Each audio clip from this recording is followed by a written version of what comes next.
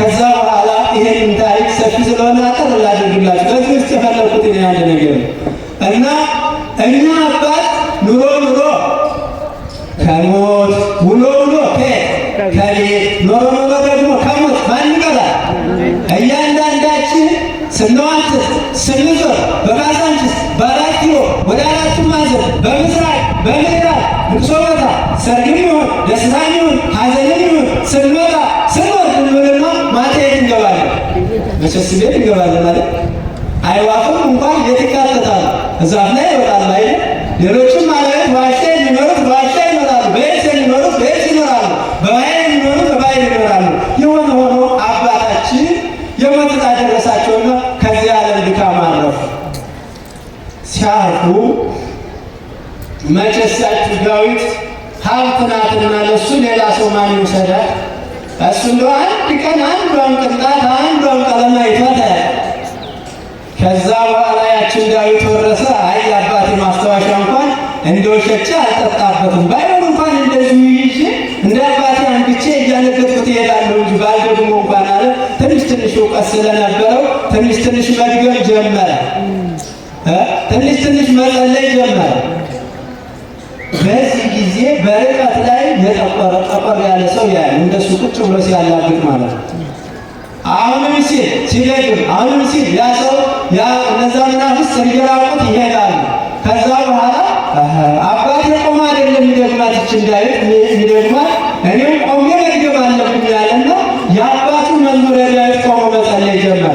በዚህ ጊዜ አጅሬ ቀጥ ብሎ ቆመ። አሁን ይሄ ሰው ጥያቄ አቀረበ። ምን ብሎ? አንተ ስተኛ ተኝተህ ነበር፣ ስቀመጥ ተቀምጠህ ነበር፣ ይባስ ደግሞ አሁን ስቆም ከአንተ ምንድን ነው አለ። እኔማ የሰው ቋንጃ ሳስፈርጠ የሰው ሳሰረስረ የሰው ደም ሳስፈስስ ዝሙት ሳሰራ ኃጢአት ሳሰራ ተንኮል ሳሰራ አባት ሲጸልዩ ሲያለቅሱ አንተን ግን በኃጢአት ሳጨማለቅ በኃጢአት ባህር ውስጥ ተዘፍቀህ እንድትኖር ያደረኩ ጥንተ ጠላት ነኝ አለ። ማንነቱን ነገር ታዲያ እንዴት ስተኛ ተኝተህ ነበር፣ ስቀመጥ ተቀምጠህ ነበር፣ ስነሳ መቆም ምንድነው እንዴት ሊሆን ይቻላል? አይ አንተ ተኝተህ ሳለ ተኝቼ ነበር፣ ስትቀመጥ ደግሞ ተቀመጥኩ። በምታደርገው የህይወት ጉዞ ሁሉ እንዳንተ እየታገልኩ ነው። ሰይጣን እንዲህ ነው እየታገለ እስኪሞት ድረስ የሚታገለ ነው ወገኖች። ስለዚህ ስንጸልይ ራሳችንን መጠየቅ አለብን። አሁን የት ነኝ ብለን መጠየቅ አለብን። ቀራንዮ ነኝ? አሁን ትክክለኛ ቅድስት ቤተክርስቲያን ነኝ? አሁን ከጉልላቱ ላይ ነኝ? አሁን ክርስቶስ መስቀል ላይ ከዋለው ከክርስቶስ ነኝ? አሁን ደግሞ ካፈሰሰው ከሱ ነኝ? አሁን ከሱ መከራ ነኝ? ህሊናዬ ከሱ ነው ብለን ራሳችንን መጠየቅ አለብን። ስለዚህ ቅዱስ ያዕቆብ ራሱን ጠየቀ። ከዛ በኋላ ሲነጋ ቅድም የተባለውን ማለት ነው የተነገረውን ዛቲ ይእቲ ወፈታ ለሰማይ ዝታነት ቤተ እግዚአብሔር ይቺ የእግዚአብሔር ደጅ ናት። ይቺ መልካም ቦታ ናት። ይቺ እግዚአብሔር ለክብር የመረጣት የቀደሳት ስፍራ ናት። በዚህ ቦታ ቤተ እግዚአብሔር ይታነጻል ብሎ ያችን ድንጋይ ተክሎ ዘይት አፍሶባት ሄደ። አሁን የመጽሐፍ ቅዱስን ቃል ከመጀመሪያ ጀምሮ ማየት ያስፈልጋል። እንግዲህ ያዕቆብ በዛ ሲጓዝ በእምነቱ ቦታ ጌታችን አምላካችን መድኃኒታችን ኢየሱስ ክርስቶስ የሰጠው ቃል ኪዳን ከኋላ ነው። እኛ የተነሳ ነው ከቁጥር 15 ላይ ከኋላ ምንድን ነው የሚለው? እኔ የይስሐቅ የአብርሃም የይስሐቅ አባት የአባቶች አምላክ የአንተም አምላክ እኔ እግዚአብሔር ነኝ። አንተ በምስራቅ በምዕራብ በደቡብ በሰሜን በአራቱም ማዕዘን ትሰፋለህ፣ ዘርህ ይስፋፋል። ዘርህን እንደ ባሕር አሸዋ እንደ ሰማይ ከዋክብት ይበዝሑ ደቂቅከ ከመ ከዋክብተ ሰማይ ወከመ ሆጻ ዘድንጋይ ገባህ።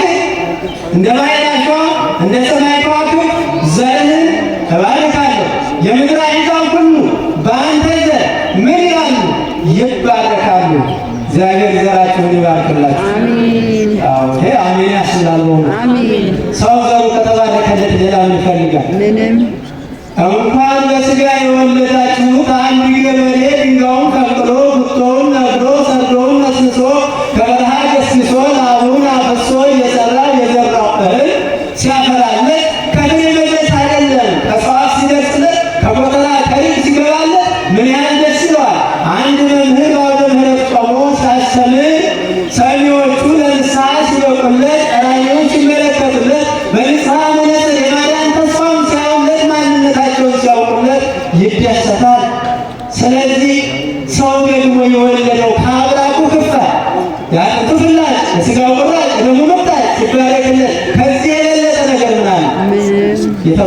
ይስጣችሁ እና በአራቱም ማዕዘን ዘርህን አበዛለሁ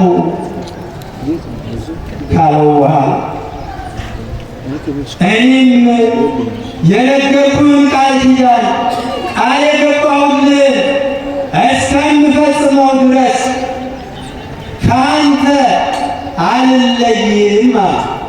እግዚአብሔር በሰጠን ዕድሜ እግዚአብሔር በሰጠን ሕይወት በዚህ ምድር ስንመላለስ በእውቀታችን፣ በሀብታችን፣ በሀሳባችን፣ በሁሉ ነገራችን እግዚአብሔርን አገልግለን እግዚአብሔር ከኛ ሳይለይ መንግሥቱን እንድንወርስ አምላካችን ይፍቀድልን። አሁን ያቺ ድንጋይ ምንድን ነች ካልን ድንጋዩ የትንቢተ ነቢያት ምሳሌ ነው።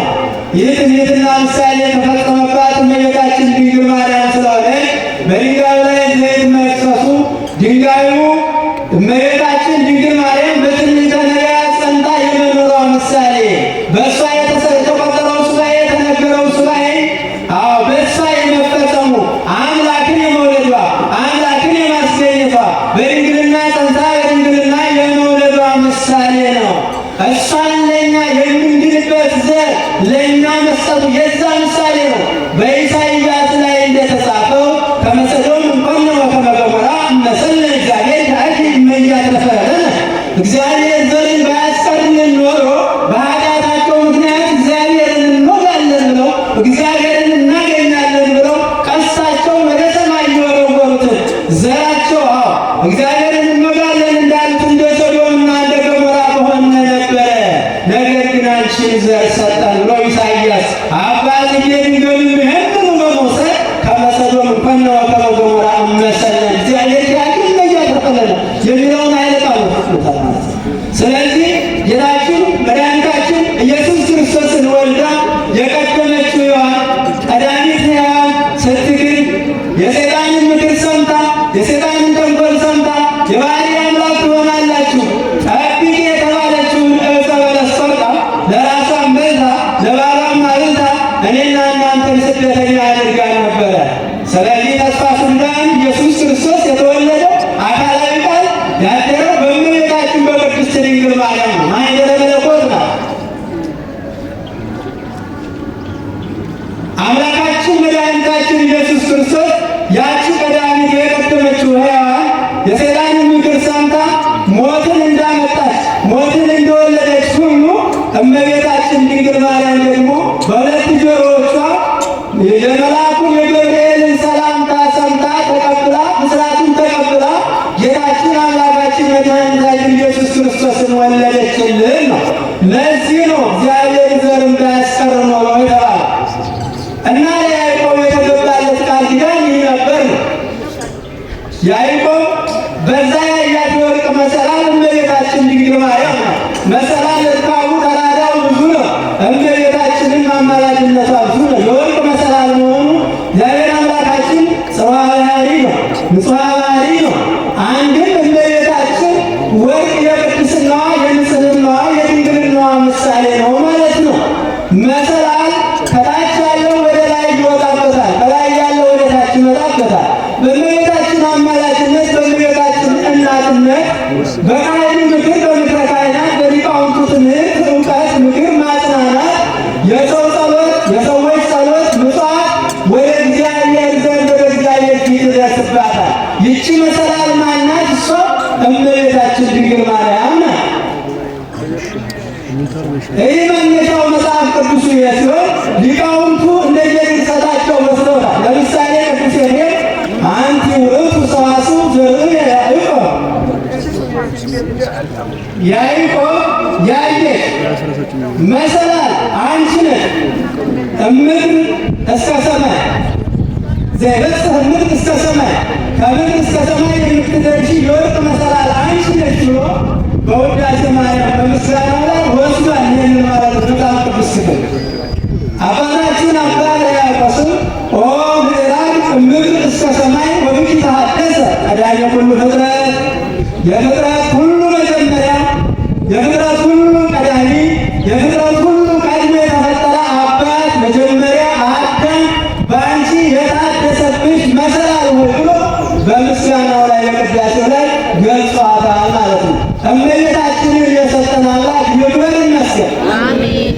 ልክ ያቺ የዋኔ ሞትን ምክንያት የሞትን የምስራች ሰምታ የባህሪ አምላክ ትሆናላችሁ ተብሎ የተነገረው ዕፀ ሕይወትን ጠብቂ የምትባል ያንን ቀጥፋ እንደበላች ሁሉ እኔና እናንተ ፊቴ መድኃኒት ፊቴ ሕይወት ህብስተ ሕይወት ፊቴ ሕይወት የሆነውን ህብስተ ሕይወት የሆነውን እመቤታችን ድንግል ማርያም ወለደችልን ማለት ነው። ደስ ይበላችሁ ምእመናን።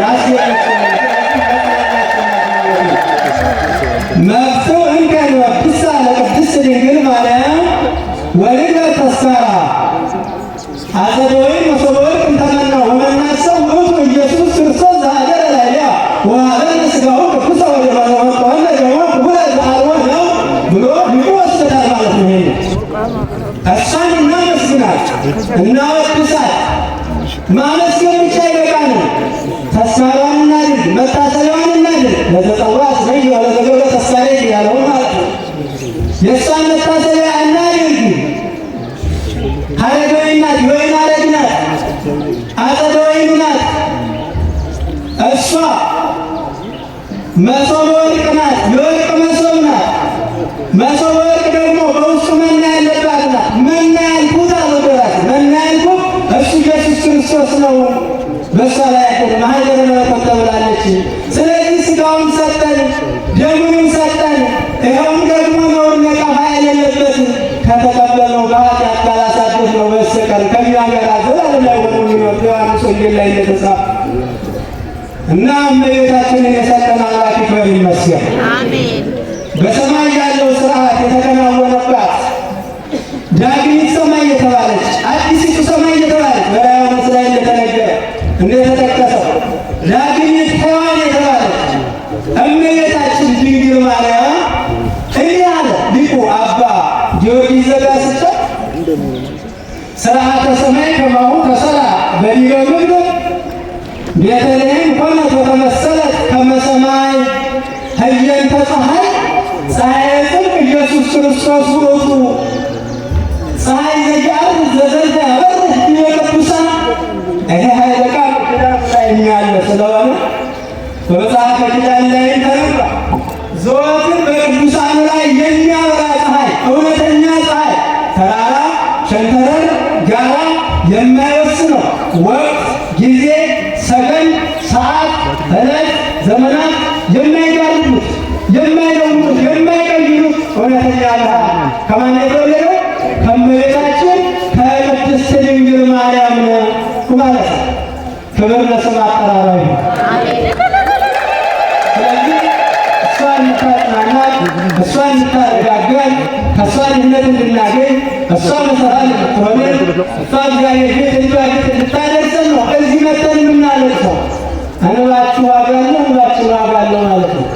የዘራሄልን እንባ የተቀበለ ዛሬም ያዘኑትን፣ ዛሬም የተሰደዱትን፣ ዛሬም በመከራ ያሉትን፣ ዛሬም የተገፉትን፣ ዛሬም ተስፋ የቆረጡትን እመቤታችን ተቀብላ ወደ ልጇ ወደ ወዳጇ ታደርሳለች።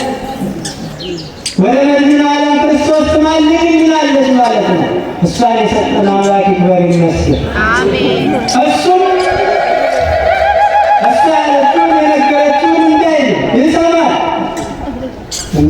ለዘገብረ ተስካሬኪ ወለዘጸውዐ ስመኪ ስምሽን የጠራ መታሰቢያሽን ያደረገ በምህረት የምርልሻለሁ ብሎ ቃል ስለገባላት በመጽሐፋችን ከሐዲስ ከብሉይ እስከ ሐዲስ ድረስ ከሐዲስ እስከ ብሉይ ድረስ ብናነብ እመቤታችን እሷ የለመነችው ጌታችን መድኃኒታችን ኢየሱስ ክርስቶስ ያስቀረ የለም።